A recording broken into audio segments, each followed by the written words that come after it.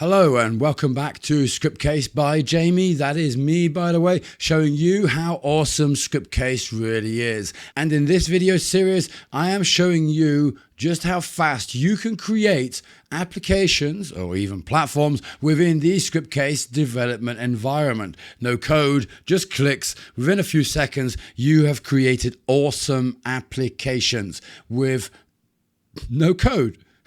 And no jokes along the way. Well, maybe one or two, and I'm sorry about that, but I just can't help myself as we go along. And today we are going to create which application? We've created quite a few of them already, so let's create the dreaded search, shall we? And with that, we then very simply choose then the table that we want to associate that with and click the create button. And notice this time around I did not choose the localization, oh my god, but of course we can change that within the application at any time. And wow, just like that, within a few clicks, we have created a fully functional search application. And if you don't know already, I should mention that both the form and the grid applications also come with full search functionalities. You do not need to create this application. It is a dedicated application. It is an advanced application.